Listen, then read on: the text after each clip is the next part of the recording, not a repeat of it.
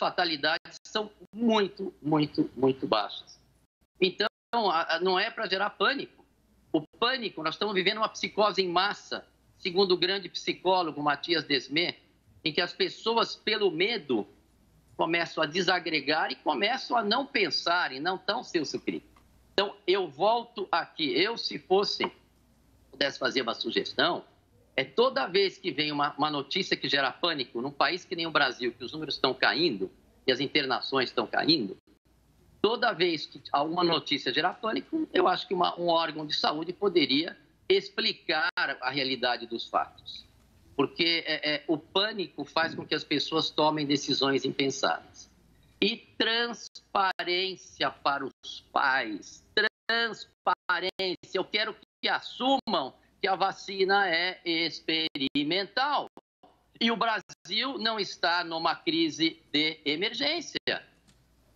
Então, quer dizer, é isso que a gente precisa entender. Então, a minha posição é muito clara. Eu sou a favor de vacina sarampo, varíola, hepatite B, todas. Eu sou a favor de vacina a custo-benefício. Meus pacientes de risco, eu indico a vacina. Mesmo sabendo que no momento atual, eu acho que, obviamente, a empresa vai atualizar as vacinas, mas no momento atual, imunologia básica. Os anticorpos gerados por essa vacina não neutralizam nem ômicron nem delta e não precisa ir longe. É só olhar os cruzeiros aqui, é só olhar o pessoal que ficou isoladinho na Antártica, é só perguntar para o teu amigo que tomou a vacina e pegou. Então, quer dizer, ela não controla nem disseminação, nem infecção. Eu tenho uma experiência, tem alguns estudos mostrando que ela protege os casos graves, mas a Ômicron não causa caso grave. Então, vamos parar de ignorar, que eu não sei porque o mundo ignora a imunidade adquirida. Vamos olhar o nosso problema atual e aí decidir. E se por acaso tiver um país em emergência, vamos doar essas vacinas para o país, porque o Brasil, no presente momento, não precisa. Nós vamos conter quem? A Ômicron. E como é que eu sei que a Ômicron ela é pouco agressiva? Porque eu vejo e eu converso com médicos na linha de frente na África do Sul, com médicos nos Estados Unidos, com médicos na Inglaterra, porque na hora do vamos ver, quem está na linha de frente é que acaba se atualizando. Então, vamos usar a nossa soberania. Eu gostaria de muito bom senso, respeito a todos. Eu quero dizer que o esforço de todas as empresas para controlar, mas nesse presente momento, no momento do Brasil atual, o risco de complicação é muito maior do risco com a cepa Ômicron. E eu afirmo que a gente trata as pessoas ambulatorialmente há mais de 20 meses. Eu já falei para 36 embaixadas, eu falei, não sei por que a gente ignorar, mas eu estou à disposição e muito obrigado pela oportunidade e quero dar meus parabéns para o grande líder, ministro Queiroga, que abriu para uma discussão. Isso é algo que só num país livre que se tem e vamos respeitar a opinião de todos. Então, é isso que eu queria falar. Muito obrigado. Nós agradecemos, doutor Zeballos. O senhor utilizou 2 minutos e 15 segundos do tempo extra. Esse momento agora seria destinado à fala do representante da Anvisa, mas pelos motivos já esclarecidos no início do debate, a Anvisa decidiu não encaminhar nenhum representante. Vamos, então, ao representante da Sociedade Brasileira de Pediatria, Marco Aurélio Safadi. Doutor Marco, a partir desse momento, o senhor terá os 10 minutos, além do tempo extra, caso necessário.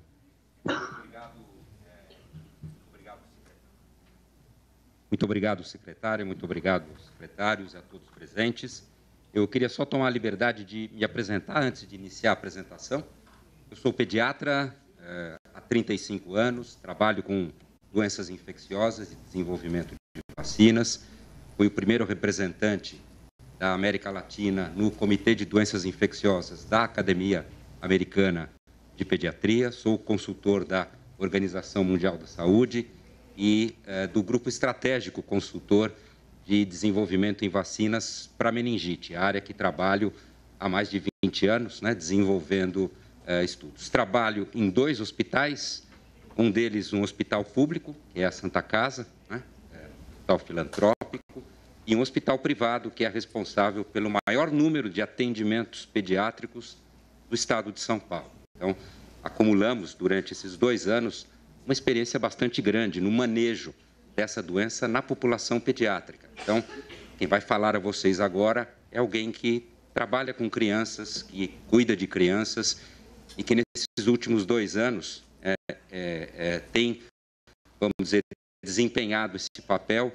diuturnamente, né? Então, a ideia é compartilhar com vocês o que essa experiência nos ensinou à luz das evidências atuais, comparar os nossos dados de morbimortalidade com os dados mundiais e trazer a vocês quais são as evidências em relação aos riscos e benefícios da vacinação para esse grupo. Eu acho que não está funcionando aqui. Você passa para mim, por favor? Bom, esse é o primeiro slide e eu gostaria de muita atenção de vocês a esses dados. Eles já foram brilhantemente explanados aqui, mas eu queria reforçar alguns aspectos. E creio que um dos mais importantes aspectos é que eu creio que houve algum equívoco por parte de muitos de nós, de nos distrairmos com uma característica que é intrigante da Covid-19, que é a desproporcionalidade de impacto dessa doença nos adultos em relação às crianças. Esse é um dado inquestionável, desde os primeiros casos relatados na Ásia. Sem dúvida, a doença tem um impacto muito maior entre adultos do que entre crianças, particularmente, né, no grupo de crianças ao qual a gente, vamos dizer, discute hoje estratégias de prevenção. Entretanto, isso nos distraiu e nos tirou a atenção da relevância que essa doença tem para a população pediátrica. Se não vejamos os dados, nós temos aqui até o momento 22 milhões de casos registrados aqui no país, mais de 600 mil mortes por Covid-19. Isso representa uma letalidade, que é o termo que a gente usa para expressar a chance de morte nos casos diagnosticados com a doença, de algo entre 2,5% e 3%. Entre essas mortes por Covid-19, até outubro, né, que é aproximadamente 2 meses atrás, nós tínhamos 2.500 dessas mortes registradas em crianças. Isso representa, de fato, um número muito pequeno dentre o total de mortes. São apenas 0,4% das mortes no país. Houve também, até o momento, o registro de 34 mil hospitalizações por Covid-19 no grupo de 0 a 19 anos de idade. Se nos detivermos a esses números, nós chegamos à conclusão que, para cada uma dessas 34 mil hospitalizações, uma vez que um pai ou uma mãe internava uma criança com Covid-19, o risco de morte era de 7%. Ou seja, a cada 15 crianças hospitalizadas com Covid-19, uma delas, infelizmente, acabava sendo vitimada pela Covid-19. Boa parte das que sobrevivem com sequelas cognitivas, sequelas respiratórias, sequelas cardiovasculares, além do impacto que essa doença traz. Crianças de 5 a 11 anos representaram aproximadamente 1/5 das hospitalizações e 14% destas mortes. Próximo, por favor. Eu fiz um cálculo aqui, as referências estão aí, comparando as nossas taxas de mortalidade. Então, muita atenção, eu falei primeiro em letalidade, que é o risco entre os que adoecem, e agora eu estou falando em mortalidade, que é o risco de morte pela população avaliada. E no Brasil, entre crianças e adolescentes, nós tivemos uma taxa de mortalidade de 0 a 19 anos de aproximadamente 41 mortes para cada 1 milhão de crianças e adolescentes de 0 a 19 anos de idade. Números que são aproximadamente 5 a 10 vezes superiores, por exemplo, aos números dos Estados Unidos ou aos números do Reino Unido. O próximo, por favor. Fui um pouco além e trouxe a vocês uma comparação do que representa a Covid-19 em crianças perto de outras doenças passíveis de prevenção por vacinas, no ano que precedeu a introdução das vacinas no nosso calendário do Programa Nacional de Imunizações. E vemos de forma inequívoca, né, comparando os dados de um ano de Covid-19 aqui no Brasil, entre julho e junho desse ano, com as mortes pela meningite meningocócica, pela meningite pneumocócica, ambas vacinas introduzidas no final de 2010, pela influenza no ano da pandemia, H1N1, que foi o ano que mais mortes registrou em crianças associadas à influenza. Só para que os senhores tenham uma ideia, este ano de 2021, houve até o momento 300 hospitalizações em crianças por influenza. 300. Com uma morte. Para que se tenha uma ideia do que representa a Covid-19 em relação a algumas dessas doenças. A doença diarreica por rotavírus. Vejam que nenhuma dessas doenças, todas elas passíveis de prevenção por vacinas, vitimaram tantas crianças como a Covid-19. Importante destacar que não nos devemos restringir à mortalidade de uma doença. A morbidade é muito relevante, ou seja, número de hospitalizações e número de sequelas. O próximo, por favor. Aqui, mais um clique, por favor. É a tal Covid longa, né? Ou Covid persistente, que é a persistência de sintomas naquelas crianças e adolescentes que muitas vezes têm formas leves, porém os sintomas persistem por meses após a infecção ter ocorrido. Evidentemente, isso tem que entrar nas análises de risco-benefício. Próximo, por favor. Essa é uma estimativa de um país que talvez seja o país com melhores índices de vigilância, né, que são os países escandinavos, especificamente aqui na Dinamarca, que estima, para que os senhores tenham uma ideia, de qual é o risco de desenvolver síndrome inflamatória multissistêmica pediátrica. Estimou-se nesse país que, para cada 4.000 crianças abaixo de 12 anos que eram infectadas pelo SARS-CoV-2, uma delas desenvolvia a síndrome inflamatória multissistêmica pediátrica. Próximo, por favor. E aqui eu trago aos senhores uma experiência que é nossa. Essa é uma publicação que eu participei. Boa parte das crianças que estão incluídas nessa publicação foram cuidadas nos nossos hospitais, né, no nosso dia a dia, de síndrome inflamatória multissistêmica pediátrica aqui no Brasil. Clique mais uma vez, por favor. Um resumo dos dados. A mediana de idade é de 5 anos, exatamente o grupo que nós estamos discutindo aqui hoje. A letalidade dessas crianças que desenvolveram a síndrome inflamatória multissistêmica aqui no Brasil foi de 6%. Cada criança que internava com síndrome inflamatória, uma em aproximadamente 16 dessas crianças era vítima desta complicação da Covid-19. Para que os senhores tenham uma ideia, a letalidade da síndrome inflamatória nos Estados Unidos situa-se entre 0,5% a 1%. Boa parte das crianças que não morreram, mas que sobreviveram da síndrome inflamatória, nós estamos acompanhando no meu ambulatório essas crianças, infelizmente sobreviveram portadoras de algum agravo cardiovascular, respiratório, neurológico, a casos de hemiparesia, a casos de doença cardiovascular, a casos de impacto respiratório e cognitivo entre essas crianças. O próximo, por favor.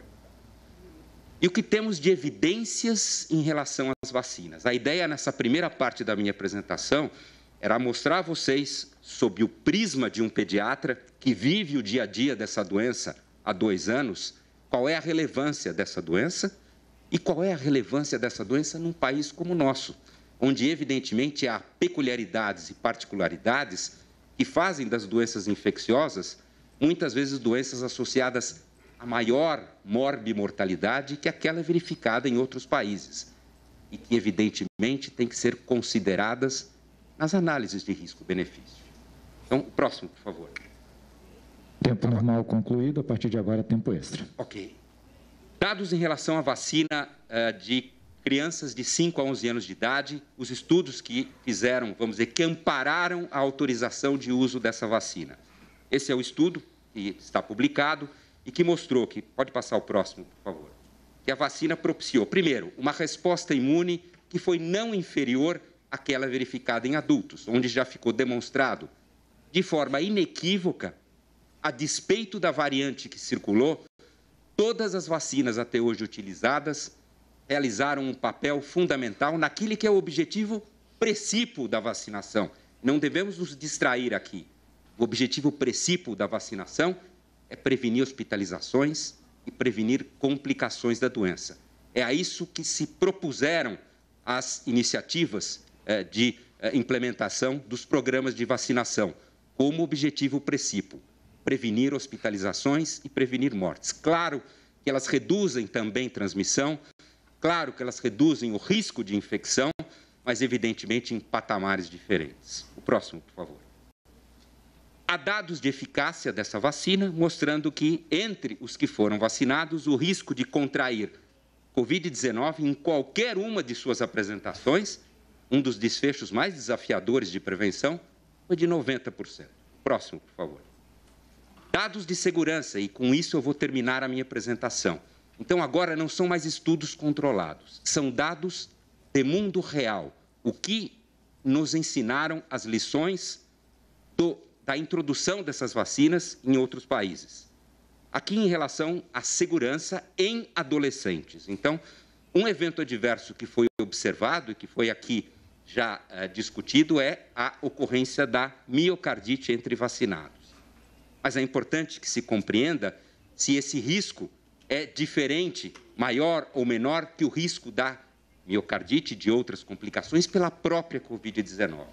E mesmo no grupo onde mais casos de miocardite foi visto com a vacinação, que é o grupo de adolescentes, meninos, púberes, esses números são dezenas de vezes inferior ao risco de miocardite atribuído à própria Covid-19. Próximo, por favor. E essas são as análises de risco-benefício. Em verde, os casos pela Covid-19 e em vermelho, os casos que, eventualmente, a vacina poderia ocasionar. O próximo. O próximo, por favor. Há dados de mundo real com as vacinas, elas previnem doença, elas previnem hospitalização em crianças e adolescentes? A resposta em adolescentes está aqui nesse estudo recém-publicado nos Estados Unidos. A vacina em adolescentes teve uma eficácia, uma efetividade, que é o termo que a gente usa, para prevenir hospitalizações de 93%. Prestem atenção nesse último parágrafo aqui. Todos os 77 pacientes internados na unidade de terapia intensiva, todos os 29 pacientes em estado crítico e ambos os óbitos que ocorreram entre adolescentes não vacinados. Próximo, por favor. Esse é um estudo que mostra quando o intervalo entre as duas doses era acima de 30 dias, 5 vezes menor que aquele observado no intervalo de 3 semanas. Importante destacar, intervalo este que os americanos optaram por introduzir, de 3 semanas, e que o Programa Nacional de Imunizações optou por um intervalo estendido, que agrega valor na resposta imune e diminui o risco de eventos adversos. Para conclusão. O próximo e último slide. E esses são os dados muito aguardados de segurança nas crianças de 5 a 11 anos de idade nos Estados Unidos. E aqui eu estou falando de dados de farmacovigilância de mais de 8 milhões de crianças de 5 a 11 anos vacinadas. E aquele risco de miocardite que chegou em alguns índices em adolescentes a ser de cerca de 40 casos por milhão, entre essas crianças de 5 a 11 anos, como era de se esperar em função das características desse grupo etário, foi substancialmente menor. A quase totalidade dos eventos adversos foram não sérios, transitórios, e os casos de miocardite que ocorreram foram 11 casos em mais de 8 milhões de crianças vacinadas, todos eles, importante dizer, de evolução clínica favorável, diferente dos casos que eu tive oportunidade de acompanhar de miocardite pela Covid-19. Próximo e último. Com isso, eu concluo minha apresentação e o último comentário que eu queria fazer é em relação à variante Ômicron. Esse é o termo correto, né, para se referir a essa variante. É uma variante de preocupação, mais transmissível, de acordo com os dados preliminares, menos agressiva. Entretanto, a experiência reportada nos Estados Unidos, no Reino Unido e na África do Sul mostra que, a despeito de menos agressiva, ela tem sim risco de hospitalização, ela tem sim risco de morte, e o que temos observado é um aumento importante de hospitalizações em grupos não vacinados, quais sejam adultos que não completaram seu esquema e as crianças que ainda não obtiveram esse benefício. Tempo, doutor Safra. Com isso eu concluo minha apresentação e agradeço a atenção de vocês. Muito obrigado. Muito obrigado. Passamos, então, a palavra à representante da Sociedade Brasileira de Imunizações, Isabela de Assis Martins Balalai.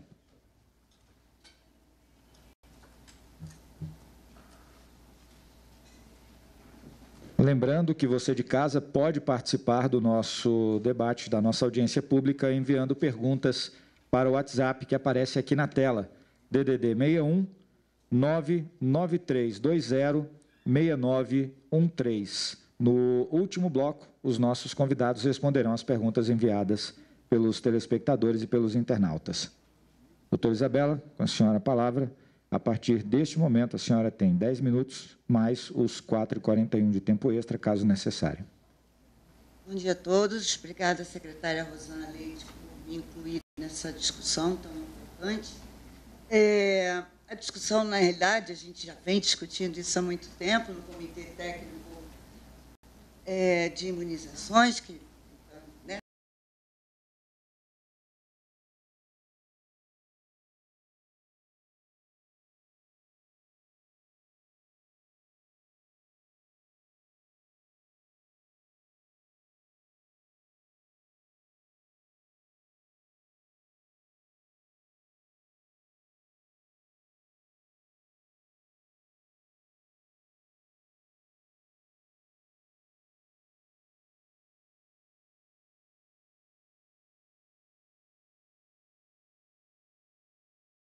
coisa desejada ou não pela população. Então, isso ficou um pouco difícil, porque todos entendem que a maioria entende que a vacinação não deva ser obrigatória. Sim, mas o que a gente precisa saber é o que a população precisa, e não o que a população entende, já que não tem os subsídios científicos para saber, por exemplo, uma pergunta se devemos seguir o que a Anvisa recomenda. Qual de nós diria não? Né? São perguntas que deixam dúvidas, mas vamos lá. Achei ótimo ser antecedida pelo Marco. Marco é um grande infectologista pediátrico, é assim a referência. Pode passar o próximo. É a referência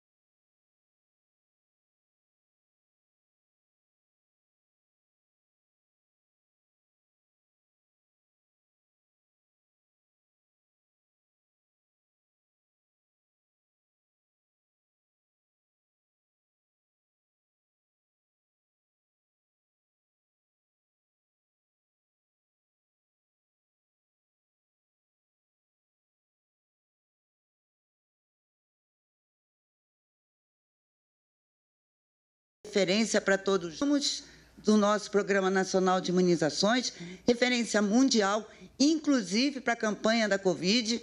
Todos esperavam que nós não íamos conseguir, né? Nosso início foi complicado e a gente mostrou que aqui para a gente é coisa que a gente faz com facilidade. E o que norteia o Programa Nacional de Imunizações é exatamente isso aí, o que eu marquei de amarelo, um processo decisório nacional, com base em evidências, com planejamento, priorização confiáveis e coordenados por outros componentes do sistema de saúde. Com isso, eliminamos a polio, eliminamos o sarampo e tivemos já a nossa recaída. Não queremos ter uma recaída para polio e tantas outras que eu não vou citar aqui. Então, esses resultados que a gente ainda pode se orgulhar, eles correm risco. E uma discussão, como a gente, né, está fazendo, dependendo de como ela ocorrer, em relação à vacinação contra a Covid de crianças, pode não só atrapalhar a adesão das crianças, das famílias, né, à vacina Covid, que a gente entende ser muito importante, mas também trazer dúvidas em relação às outras vacinas. E pode passar o próximo, por favor. Lembrando que existem, né, critérios da Organização Mundial de Saúde que são seguidos pelo Brasil, pelo Programa Nacional de Imunizações, que são multifatoriais. A gente não decide por uma vacina sim ou não. Eu adorei o que o Marco falou de como a gente, entre aspas, negligenciou, entre aspas, a criança lá atrás. Eu mesma, que trabalho com saúde escolar além da pediatria, quantas vezes a gente disse a criança tem que voltar para a escola porque ela é de menor risco. E é isso mesmo. O maior crime que a gente viu da humanidade com a Covid foi deixar essas crianças sem escola. E, naquele momento, com todos os protocolos, com a segurança, a criança deveria voltar à escola enquanto a gente salvava o adulto da morte. Mais ou menos isso. Porque ela morre menos. Mas e agora? Quando iniciamos a vacinação contra o sarampo, vacinávamos crianças. O coeficiente de incidência do sarampo em criança é gigantescamente maior, mas não nunca nas proporções da Covid-19 entre uma pessoa maior de 60 e uma criança menor entre 5 e 11 anos de idade. Mas, aos poucos, o Programa Nacional de Imunizações, baseado nesses critérios, escolheu os grupos iniciais e, à medida que condições programáticas, estruturais, de vacina, fizeram com que essas recomendações se estendessem para outros grupos. E é assim que a gente está conquistando. Vamos lembrar agora, recentemente, para a doença meningocócica, que o Marco muito bem mostrou, talvez a meningite é a doença que mais temida pelas famílias, porque percepção de risco é tudo. E aí, Marco, eu acho que a gente trabalhou com as famílias, mostrando uma percepção de risco baixo para a criança. E agora está muito difícil de perceberem que é baixa, mas agora não é mais necessária. Não que tenha sido necessária antes. Pode passar, por favor. Então, vamos pegar aqui, poliomielite, coeficiente de incidência, número de casos, epidemias na década de 1970, 3 mil casos graves por ano. Quantas crianças foram hospitalizadas pela Covid mesmo? 34 mil, né? Ok. Em 2 anos, em 20 meses, nem 2 anos. Pode passar o próximo. Sarampo, 45 mil casos registrados em 1990. Um terror. E, claro, imaginem 45 mil casos de Covid, de sarampo, num ano. E, graças à vacinação, hoje a gente eliminou com essa recaída que a gente espera retomar. Então, o que eu estou tentando mostrar para vocês? Esses números da Covid são muitíssimos maiores do que todos esses números que a gente tanto se orgulha de ter diminuído. Pode passar.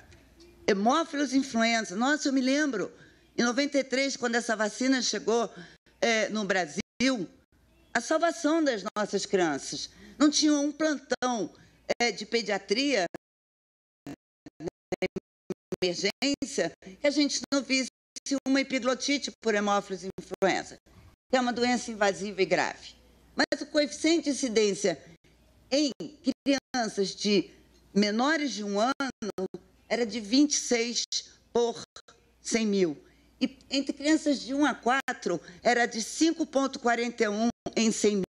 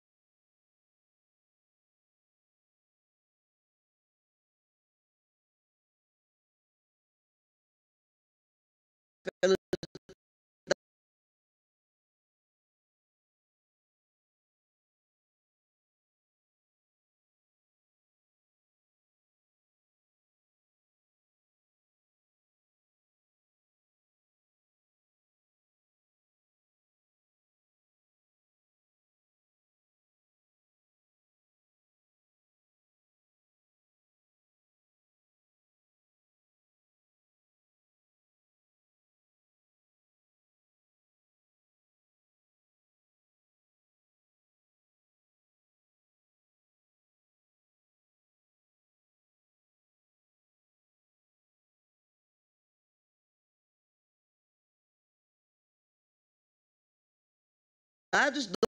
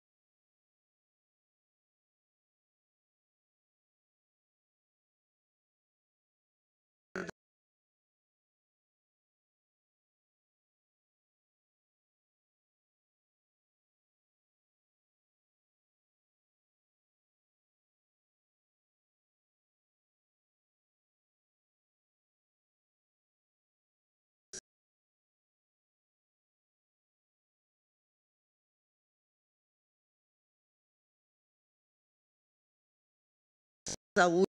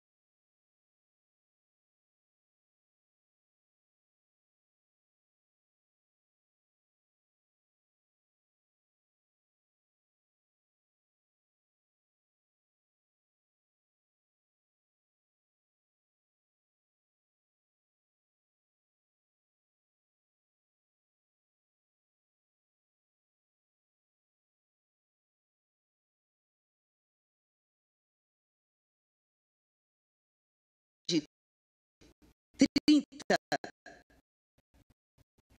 por criança, por 100 mil. Não foi isso? Estou confundindo, não. Foi isso. E para óbito, de 1,54. Aqui eu estou falando de casos. Ok? Pode passar o próximo. Eliminação da rubéola congênita. Gente, importância absurda. Ninguém tem dúvida disso. Mas, vou pegar aqui em 2021, foram só 650 casos de rubéola congênita. Pode passar o próximo. Segundo o Ministério da Saúde, no documento da doutora Rosana Leite, a Covid está classificada como uma das 10 principais causas de morte de crianças de 5 a 11 anos no país e no mundo. Próximo. Os dados que todos já mostraram, eu aqui só lembro. 1.412 casos de síndrome inflamatória multissistêmica pediátrica, uma letalidade de 6%, 64% das crianças com com síndrome inflamatória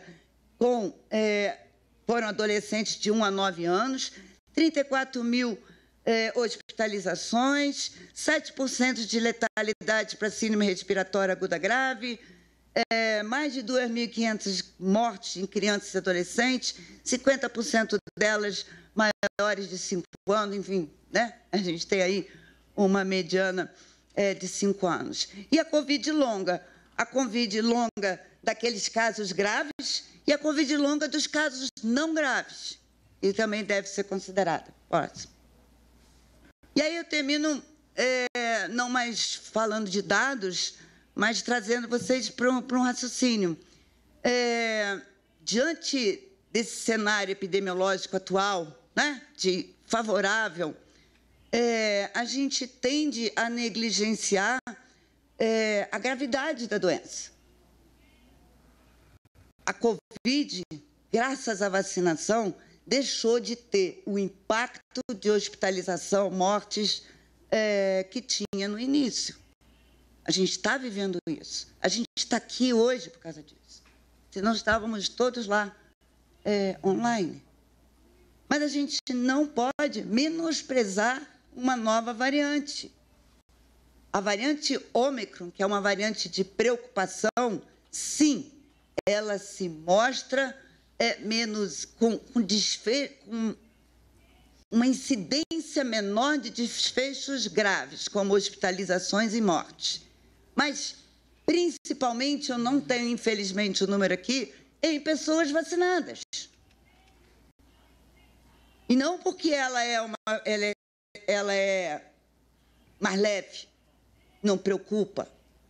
Vindo para cá, para Brasília, eu recebi um dado da cidade do Rio, sou do Rio de Janeiro, em que essa semana tivemos 13% de aumento de hospitalização. Só esse número que eu recebi, ainda não tive tempo, obviamente, de ler o boletim inteiro. As crianças foram privadas de todos os seus direitos. Ficaram em casa, com os pais que trabalhavam em casa e não podiam dar atenção para elas. Aliás, eu apresentei todos os meus conflitos de interesse, esqueci de apresentar um. Eu tenho um filho de 10 anos. Esse é meu maior conflito de interesse aqui. O bichinho não aguenta. Ele é o único não vacinado dentro da minha casa. Então, eles foram privados, a gente trabalhava. É melhor trabalhar na rua e não dar atenção para o filho do que trabalhar em casa e fazer o cara entender que você, né, não pode dar atenção. Eles ficaram sem escola, e não é só porque é chato, esse é considerado um dos principais crimes da Covid no mundo inteiro. Eles não foram vacinados, eles não podiam sair porque nós adultos estavam morrendo, não é isso? Era o que a gente fazia. E agora, que nós adultos não morremos mais porque estamos vacinados, a gente leva eles para o parque, leva eles para o social, leva eles na nossa flexibilização. eles não têm direito à vacina?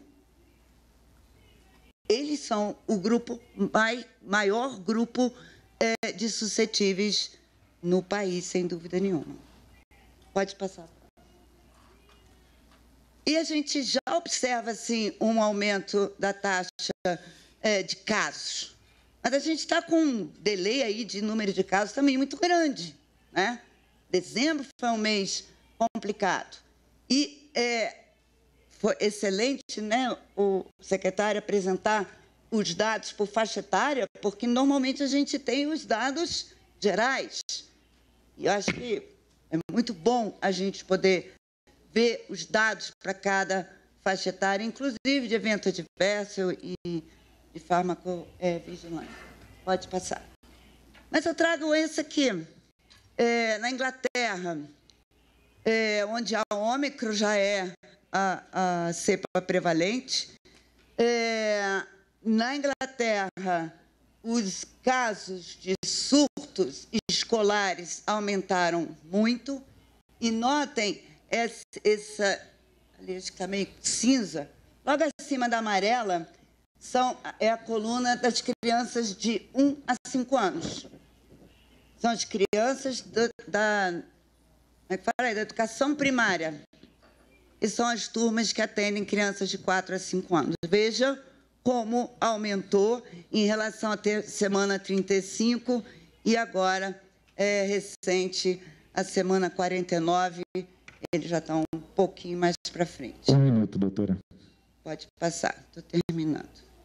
Lembrar que todos aqui, e a Anvisa não está aqui, é uma pena que não esteja aqui, mas eu entendo o não estar aqui da Anvisa, mas já apresentou os dados de segurança e todos aqui apresentaram, Marco, e acredito que outros ainda vão falar nisso.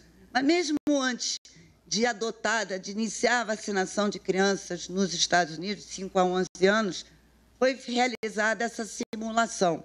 Eu não vou detalhar aqui para vocês, porque quem quiser pode me pedir depois a referência para ter o documento inteiro, mas que mostra que em todos os cenários, inclusive cenários de baixa circulação de vírus. Isso aqui foi uma simulação realizada antes mesmo da gente saber da existência da variante Ômicron. Em todos os casos, a vacinação, do ponto de vista de saúde pública individual, da segurança das nossas crianças em relação ao risco de miocardite, se mostra favorável. Pode passar o próximo. Para concluir. Concluindo, a gente tem impacto para a criança que vai muito além da doença, tem todas as, né, desde absenteísmo na escola, inclusive econômicos. Essa criança fica fora da escola quando ela tem um sintoma respiratório por 10 dias. E os pais? Eu vivo isso no meu dia a dia, na ponta. E os pais? Os pais fazem qualquer coisa para a gente aceitar a criança na escola. E aceitar a criança doente na escola significa surto na escola. Então, isso creio que deva ser considerado aí, Rosana, no custo-efetividade, que vai desde o absenteísmo, dados econômicos, até considerando o absenteísmo dos pais em seus trabalhos. Última coisa, só lembrar que o CETAI, ele é, sim, essencialmente consultivo, junto, né, ao programa, e que esse bom relacionamento e esse ouvir e essa integração e consenso entre nós dá o que a população precisa, que é evidências e segurança. Pode terminar. Perfeito. Obrigada. Agradeço, doutora. Mais uma vez peço às senhoras e aos senhores que tentem respeitar o nosso tempo, que já está chegando a 14h41, quer dizer, quase 5 a mais do que nós já combinamos, porque nós temos, além do tempo de TV, nós temos que destinar parte desse debate para as perguntas dos nossos telespectadores e internautas. Passamos a palavra agora ao representante da Comissão de Constituição e Justiça da Câmara dos Deputados, a representante, perdão, Roberta Lacerda Almeida de Miranda Dantas, que participará virtualmente. A partir deste momento, a senhora tem os 14h41 dos demais participantes. Bom dia. É um prazer estar aqui na discussão com relação à avaliação para a vacinação de crianças de 5 a 11 anos. Vocês conseguem me ouvir? Sim, perfeitamente. Pode prosseguir. Essa apresentação eu estou representando não apenas em meu nome, como médica infectologista, mas também os demais colegas que participaram em 21 de dezembro com a doutora Rosana numa reunião na Secretaria de Enfrentamento à Covid para avaliar a questão da vacinação de crianças de 5 a 11 anos. Diversos especialistas em imunologia, epidemiologia, arritmologia, virologia, descreveram os diversos estudos que eu vou comentar aqui e nós vamos pontuar as razões e análise de risco-benefício para a vacinação de crianças contra a Covid. É importante notar que, obviamente, ninguém é contra vacinas e um dos principais atributos desta pandemia foi fazer um assassinato de reputações, principalmente na mídia aberta, considerando que qualquer um que tece comentários ou apresente criticamente motivos para questionar aberta e amplamente vacinação em massa em um público que caracteristicamente, como nós vamos demonstrar aqui com dados do próprio DataSUS e também internacionalmente, não demonstram estar sob maior risco de letalidade, justificam a vacinação sem uma análise de custo-benefício. A verdade, ela não se importa de ser questionada, porém a mentira, ela sempre não gosta de ser contrariada nem desafiada. Em relação à evolução da Covid no Brasil, nós temos alguns dados analisados pelos especialistas, epidemiologistas, Dr. Bruno Campelo, Dr. Fernando Menezes, em relação ao surto e à pandemia em termos de evolução com o modelo CIR. Lembrando que o modelo CIR analisa suscetíveis, infectados e resistentes. Previsto por esse modelo, nós temos aqui uma análise em que a linha azul contempla um modelo com índice de restrição, em que você considera que o máximo seria 80% a 100%, considerando fechamentos, redução de mobilidade urbana, uso de máscara, dentre outros aspectos não farmacológicos para a contenção da transmissibilidade da doença. E em relação à linha vermelha, há uma linha mostrando o número de casos, de mortes diárias, em relação ao tempo, conforme foi visto ao longo do tempo, principalmente, como a gente pode ver aí, de fevereiro de 2020 a outubro de 2021. É importante frisar nesse gráfico que o início da vacinação, marcadamente em 30 de janeiro de 2021, mostrava que ainda estávamos caminhando para a introdução dessa imunização na nossa população e já estávamos enfrentando uma grave crise de saúde pública em meio à gama, que apresentavam maiores índices de letalidade no país inteiro, mas principalmente na região norte.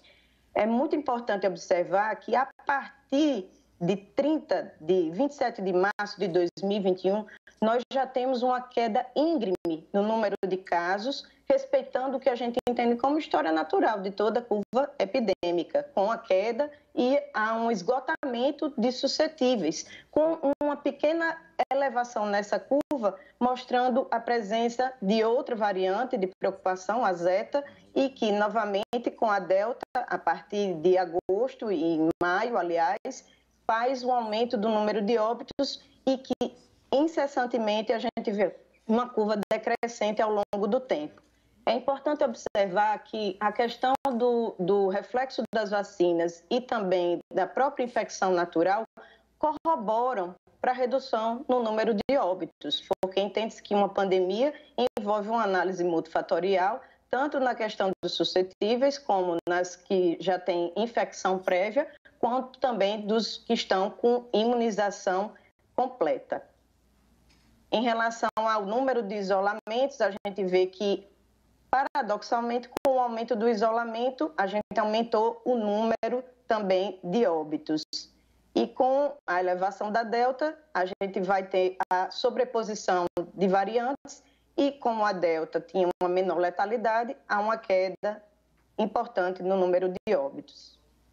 É importante frisar que, quando a gente vai analisar esses gráficos, nós não podemos fazer apenas e tão somente uma relação direta ao longo do tempo, analisando número de vacinados e número de casos internados ou óbitos. A gente precisa analisar também quantos desses vacinados já apresentavam infecção prévia, quantos eram infectados assintomáticos e o quanto de subnotificação nós temos em cada um desses cumulativos.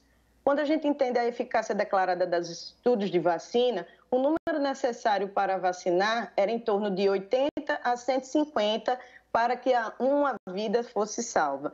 Em média, a gente entende que, se isso fosse verdade, a quantidade de vacinas necessárias para salvar uma vida seria em torno de 115. Mas quando a gente analisa os gráficos de vida real, com mortes diárias por Covid em relação à média móvel de 14 dias e a número de doses administradas, não há uma relação direta. E o grande incremento de doses ministradas, principalmente a partir de julho de 2000, em relação ao grupo etário, a gente tem aqui uma análise por faixa etária e, em relação ao gráfico que tem colorido todas as faixas etárias, o gráfico azul escuro mostra exatamente o grupo de 19 anos ou menos. E quando a gente coloca isso em relação ao fluxo ao longo do tempo, ele não tem nenhuma correlação em relação ao número de óbitos também em adultos.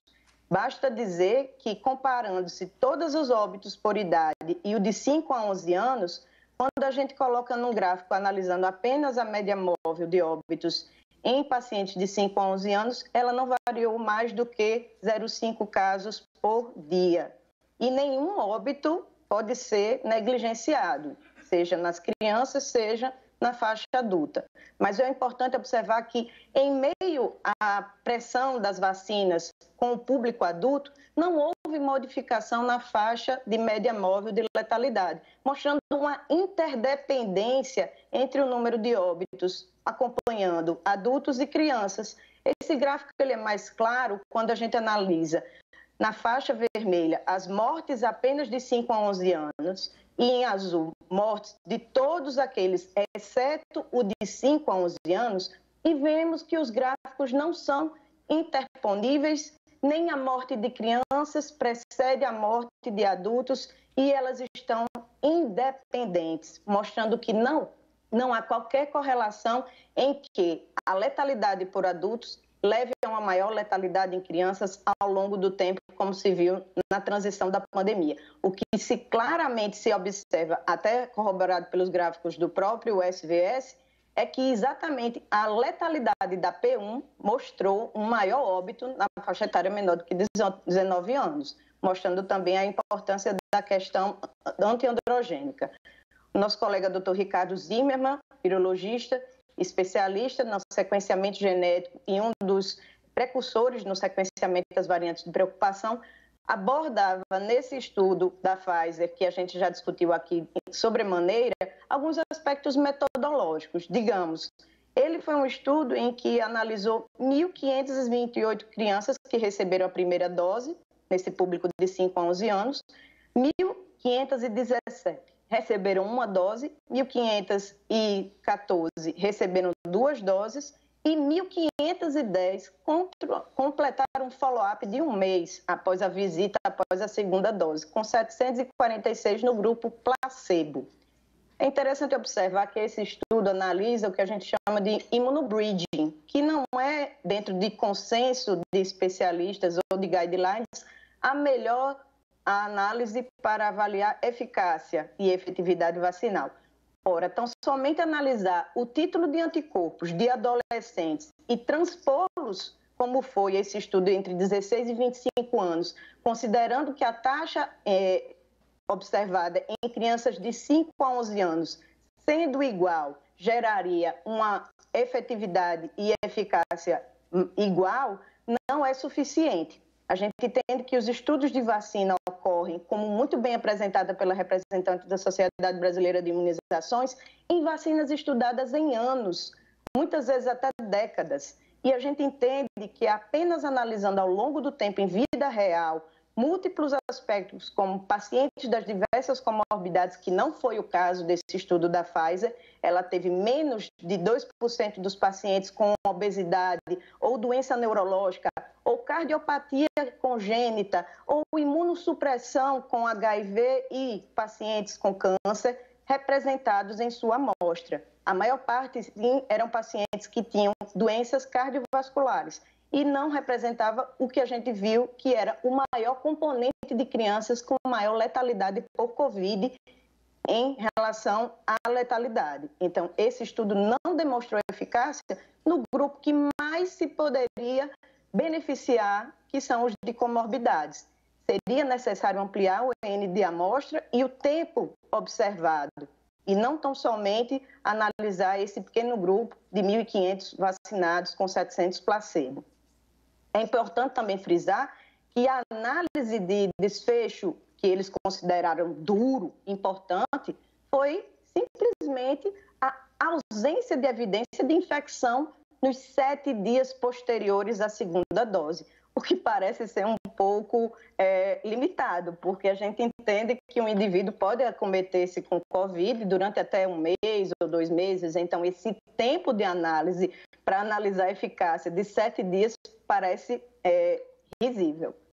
Em relação à taxa de infecção nesses 2 grupos, é como eu estou dizendo, analisaria apenas meramente 7 dias, obviamente traz um sucesso de eficácia muito maior para o grupo que foi vacinado em relação ao placebo. Mas a gente entende que estudos de vida real deveriam considerar essa variabilidade de cepas de variantes de preocupação com esse escape vacinal. Ora, a nossa representante da Sociedade Brasileira de Imunologia acabou de demonstrar um gráfico em que há surtos escolares entre 5 e 11 anos nas crianças nos Estados Unidos. E veja bem, desde maio, as crianças de 12 a 17 anos já são vacinadas, os adultos desde janeiro, e agora crianças de 5 a 11 anos desde novembro. O que cabe aqui perguntar, onde está a eficácia de vida real em impedir esses surtos? Como nós vamos ver mais na frente, analisando-se populações extensamente vacinadas, como Gibraltar, com 100% de população vacinada, Portugal, com mais de 85%, a gente vê aí o contexto do CDC alertando para não adentrar cruzeiros, independente do seu status vacinal, porque isso não impediu a evolução de surtos. Em relação à análise de risco-benefício absoluto, aqui cabe outra crítica. Análises de estudos de vacina que tão somente analisam redução de risco absoluto, eles não vão analisar totalmente os riscos dos pacientes, tanto quanto também a análise de risco relativo. O que a Pfizer e a BioNTech, a Pfizer e a Moderna avaliaram foram muitas das vezes uma análise de risco relativo, e isso não compreende o que a gente entende de ganho de vida real. Mas quando a gente analisa o benefício de risco e absoluto de risco, a gente vê que em diversos cenários, para prevenir uma morte por Covid, 1 milhão de crianças devem ser vacinadas em vários cenários, a depender da eficácia da vacina e também do nível de transmissibilidade e taxa de hospitalização. Mas o que a gente depende é que no grupo de crianças de mais ou menos crianças que estão entre 5 e 11 anos, meninos, a chance de evoluir com miocardite em excesso é de 179 casos para cada 1 milhão de doses e 98 hospitalizações por miocardite, com 57 destas em UTI. Ainda que não se tenha nenhum óbito relatado por miocardite, é importante frisar que esse estudo analisou apenas e tão somente essas crianças por 2 meses. E na literatura, como nós vamos mostrar muito rapidamente, a revisão que a nossa colega cardiologista analisou, vou passar aqui para chegar lá, mostrava que a análise desses casos de vacina em crianças não considerou esse tempo demorado de mais de 2 meses. Quando a gente analisa, por exemplo, o relato de caso de Medi de Garay, que foi uma criança com 12 anos vacinada no subgrupo da Pfizer entre dezembro de 2020 e janeiro de 2021, ela apresentou simplesmente, após a segunda dose, todos os sintomas relacionados à reação adversa grave, com inclusive paralisia de membros inferiores, necessidade de sonda nasogástrica para alimentação até os dias de hoje, e dores com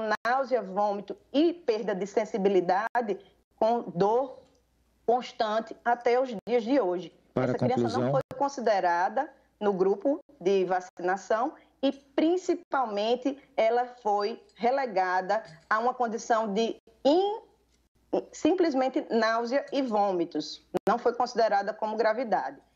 Há esse relato de 14 óbitos entre 12 e 17 anos, após a Pfizer ter sido feito o estudo em adolescentes. E o que eu gostaria de mostrar é que, dentro do contexto de aqui uma análise de risco entre Moderna e Pfizer, no estudo ainda não cego, mostrou-se 15 óbitos no grupo de vacina e 14 no placebo. Então, é realmente interessante analisar se essas vacinas realmente reduziram a mortalidade.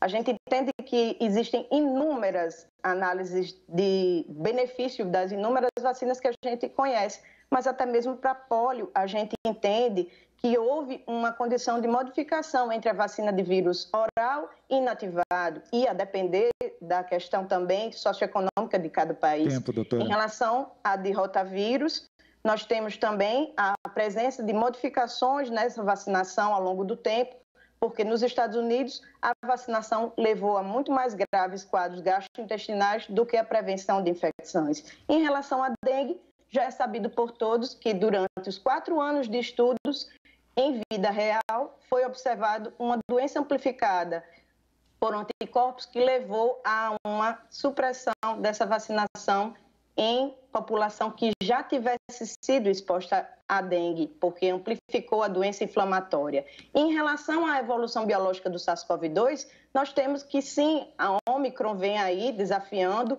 os inúmeros casos no Reino Unido, nós temos surtos em populações completamente vacinadas. Eu tenho quanto tempo ainda? Já estourou. Eu não tenho os 4 minutos extras já também? Já estourou, inclusive. Uhum. Bom, o que eu gostaria de completar era apenas que a infecção, ela traz sim uma miocardite, mas eu gostaria de relembrar aos colegas que o estudo da Nature foi recentemente retratado e quando analisados os pacientes menos de 40 anos, foi visto um maior risco, sim, entre os que estavam vacinados em relação aos que tiveram Covid. É importante ressaltar isso porque a própria Noruega estipula, e isso já foi alvo de comentário nosso em 21 de dezembro, uma vacinação infantil com um maior tempo de intervalo entre 8 e 12 semanas e com relação apenas ao subgrupo de doença crônica. E com relação aos outros países, tanto a Austrália como outros países como o Reino Unido e Ontário, mostraram esse risco de miocardite, sim, importante, que não deve ser, de forma alguma, subestimado. Aqui está o estudo, ainda em pré-print, da equipe da Nature, que mostrou que pacientes de 12 a 39 anos tinham 95 casos de miopericardite por milhão de segundas doses. Eu peço 1 milhão de desculpas. Nós disponibilizaremos o restante do material da senhora para verificação, mas é porque, infelizmente, eu não posso deixar passar desse tempo determinado, senão a nossa audiência não termina. Eu concluí toda a minha apresentação e agradeço a oportunidade de deixar aí o artigo do Circulation, da American Heart Association, que demonstrou cabalmente que as vacinas de RNA mensageiro aumentaram em 2,2 o risco cardiovascular nos pacientes que apresentaram a vacinação de RNA mensageiro. Perfeito, doutora. Muito obrigado. Peço desculpa por ter interrompido tantas vezes. Vou voltar a lembrar os senhores e as senhoras da importância, por favor, senão nós teremos que tirar tempo dos nossos telespectadores e internautas no final. Acho que eles realmente são os que mais precisam participar hoje com a gente receber essas informações que os senhores têm, tirar as dúvidas com as senhoras e com os senhores. Concordam comigo? Sim. Prosseguindo, passamos a palavra, então, aos representantes da Sociedade Brasileira de Infectologia, José Davi Urbaez Brito e Rosana Hitman, que dividirão o tempo de 14,41 minutos, ok? E eu vou avisar quando nós estivermos com 10 minutos e avisarei novamente quando nós estivermos com 13 minutos e 41, ok? Eu vou pedir para que, por favor, a doutora Roberta encerre a apresentação para que a gente possa colocar a próxima na tela, pode ser? Eu não vou apresentar. O senhor não vai fazer a apresentação? Não. Perfeito. A partir desse momento, então, tempo valendo. Boa tarde a todos. Agradeço muito o convite, a honra de estar representando a Sociedade Brasileira de Infectologia, que ao longo da pandemia vem tendo uma atitude de estreita vigilância em tudo que diz respeito à base científica de todas e cada uma das ações que são propostas no manejo da pandemia. Obviamente que a vacinação, e é muito interessante que eu esteja falando depois de ter falado o Marco e a Isabela, ela tem focos e pilares muito bem definidos. Esses focos e pilares, como o Marco explicou muito bem, dizem respeito à comparação com doenças da própria faixa etária, e que o grande erro, entre aspas, que nós tivemos ao longo da pandemia foi manter essa comparação com os adultos, cuja face fisiopatológica da doença tem outro contexto. E, em segundo lugar, nós continuarmos no erro de deixarmos essa população pediátrica fora de todo o planejamento daquilo que se chama imunidade coletiva. Se nós vamos nas cifras do IBGE, vamos ver que essa população alcança em torno de 15% de nosso país, uma vez que a população brasileira ainda está num processo de migração para o envelhecimento, mas essa base populacional é muito importante. E nós sabemos que em torno de 85%, a partir do momento que apareceram as variantes, seria um ideal de vacinação em termos de população geral. Portanto, é muito prioritário a introdução desse grupo de 5 a 11 anos para nós alcançarmos também essa meta. Então, veja bem, é muito importante reiterarmos o que já foi falado pelo Marco, o que foi falado muito brilhantemente pela Isabel, em termos de como que é encaminhado o raciocínio ao redor da vacinação. A vacinação é uma das ferramentas de controle da pandemia. Ela tem uma visão coletiva, e em sendo coletiva, nós vamos à epidemiologia de cada um desses recortes. Nós estamos num momento de desenvolvimento tecnológico nunca antes visto, e é uma reflexão importante que quando cada um de todos os que estão aqui e os nossos pais receberam vacinas por elementos vivos atenuados, jamais na vida houve nenhum questionamento em termos de segurança. Eu tenho aqui a marca da vacina antivariole, que tenho a marca da vacina BCG, como o Marcos deve ter. Então, nós temos que sair dessa nuvem de excitação vacinal e nós temos que continuar na construção coerente de uma política pública de vacinação que inclua todas as crianças, inclusive. Nesse momento de 5 a 11 anos, porque nós temos uma sequência exatamente construída a partir da busca de evidências muito sólidas de segurança. Por isso que esse ritual demora tanto e por isso que sempre estamos atrasados em relação com a doença, porque nós temos que ter todas as bases da segurança bem robustas, senão bastaria nós simplesmente verificarmos a imunogenicidade das vacinas e começar a vacinar ato seguido. Nós temos todo um compromisso ético, um compromisso moral com a segurança. Por quê? Porque estamos ofertando um produto para a população sadia. É muito diferente do que acontece com uma pessoa que está doente. Nesse sentido, acho que as taxas de letalidade, a extensão do problema quando comparados com outras doenças infecciosas que afetam essa população e que também são imunopreveníveis. E, sobretudo, a busca por uma barreira epidemiológica de imunidade coletiva por vacinação, que é a única forma de nós obtermos, faz que a vacinação de 5 a 11 anos seja extremamente prioritária. Essa questão da Ômicron, que a Ômicron é mais leve, não pode levar um raciocínio semelhante a nós querermos fazer uma vacina viva atenuada, então, né? Com a disseminação da Ômicron. A Ômicron se transmite mais, aparentemente ela afeta muito mais a via respiratória superior e, portanto, tem uma possibilidade menor de caso grave, mas não ausente.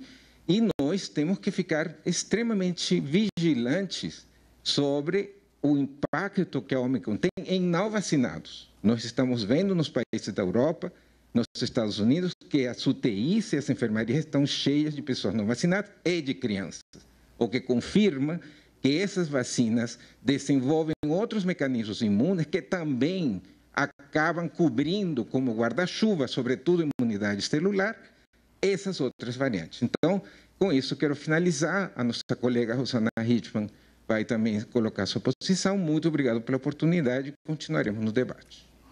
Nós que agradecemos, doutor José Davi. Lembrando a doutora Rosana que ela tem, a partir de agora, o tempo restante, que seria de 8 minutos.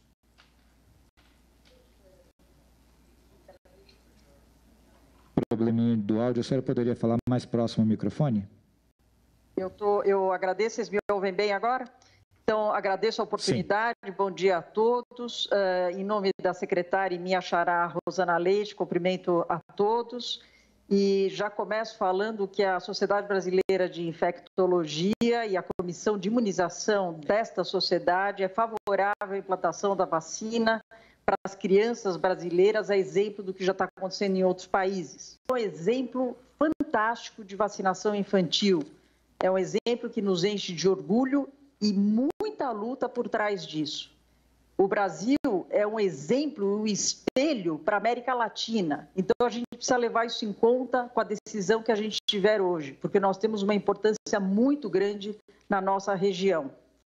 Os motivos que a Sociedade Brasileira de Infectologia é a favor da vacinação dessas crianças, muitos já foram mostrados. Primeiro, a carga da doença nas crianças e as consequências a médio e longo prazo nessas crianças.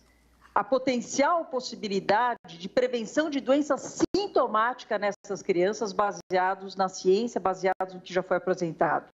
O potencial possibilidade de maior segurança ao retorno das atividades escolares no nosso país, tão importante para a educação das nossas crianças.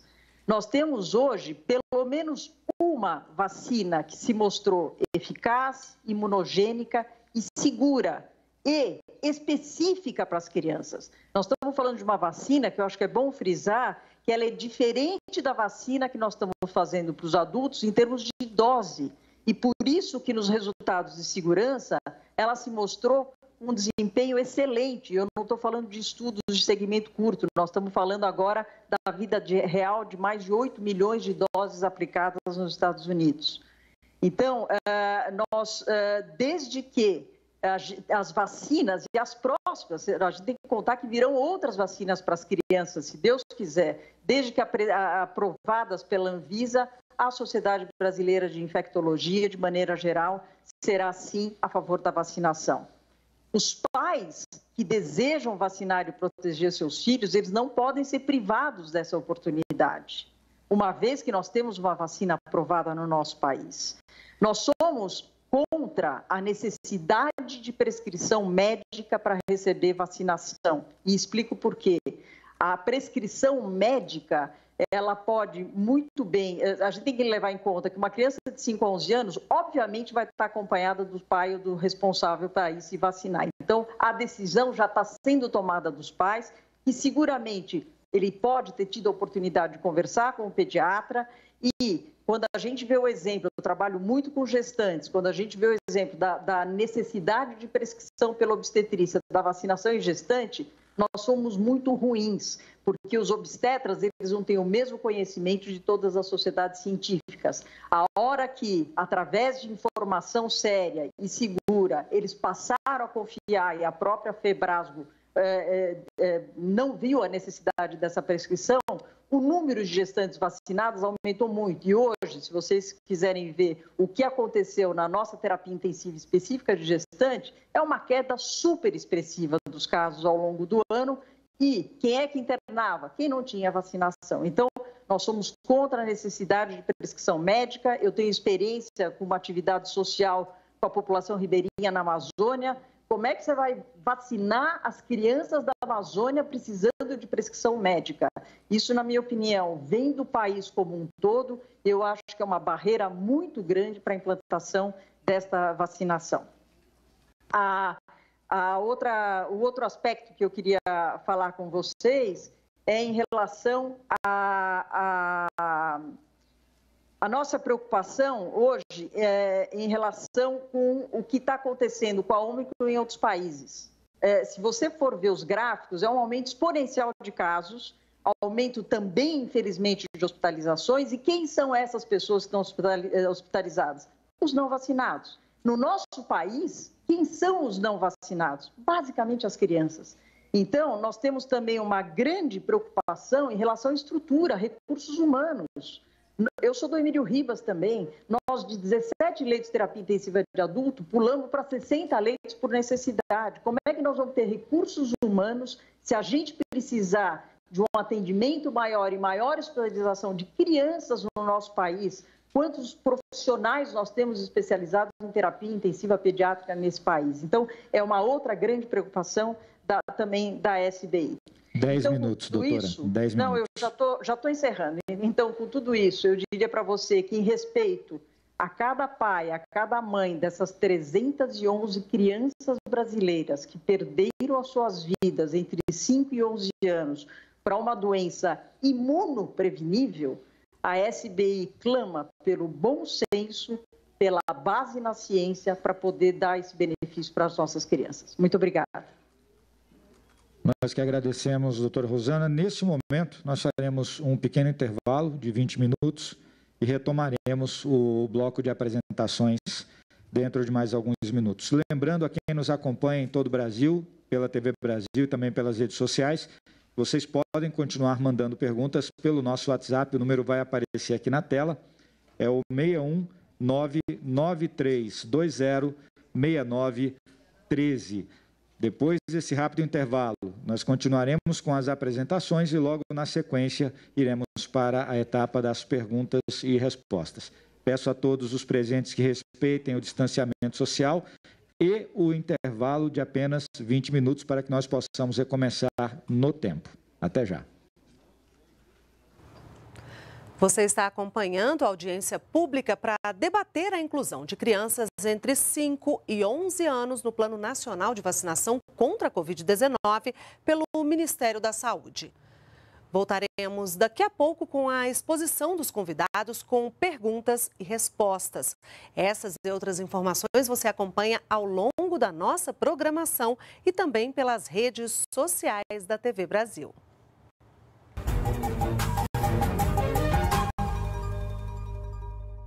Tudo o que acontece e a informação que